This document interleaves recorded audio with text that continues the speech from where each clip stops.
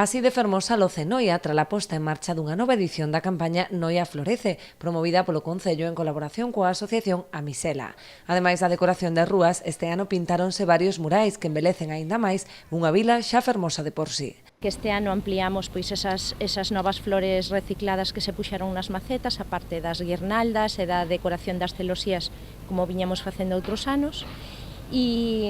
e que ademais, pois como novidade, incorporamos pois o pintado de varios murais que decoran tamén as rúas da vila, e que o que se trata de facer con esta campaña pois é un pouco darlle un atractivo á nosa vila para que a xente pois teña ganas de vir a vela e a visitala, e ademais pois algunhas das paredes pois que non estaban nun estado moi bo e que non daban bo aspecto, pois que estén a partir de agora pois un pouquiño máis atractivas e que sirvan de fondos pois para fotos e para eso, decorar un pouco de primavera e vestir de color as rúas da nosa vila. Outra das novidades deste ano é a incorporación a esta campaña do Parque do Monte do Bolo, despois da recuperación deste espazo que se atopaba degradado. O recinto emprazado no barrio de San Lázaro e conectado co centro histórico mediante unha ponte peonil abrirá de 9 da mañá a 10 da noite e estará dotado con baños adaptados e todos os servizos necesarios para os visitantes. A intención do Concello é realizar unha reparcelación do espazo que se distribuirá en microxardíns a través dun concurso de ideas. Monte do Bolo vaise a facer unha reparcelación para,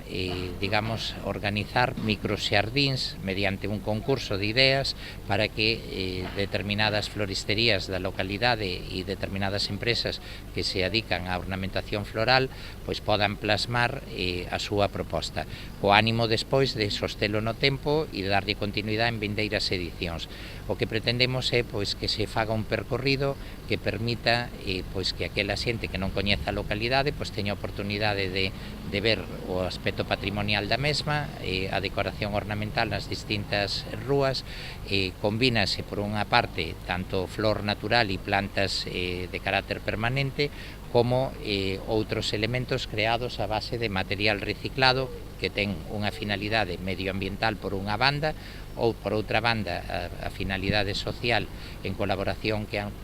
Amisela. O alcalde animou os veciños a sumarse a esta campaña engalanando patios e balcóns co obxectivo de atraer aínda máis visitantes cos consecuentes beneficios para o comercio e a hostalería local. Outro dos obxectivos da campaña é sensibilizar a poboación sobre a importancia de coidar o patrimonio público para minimizar así os actos vandálicos.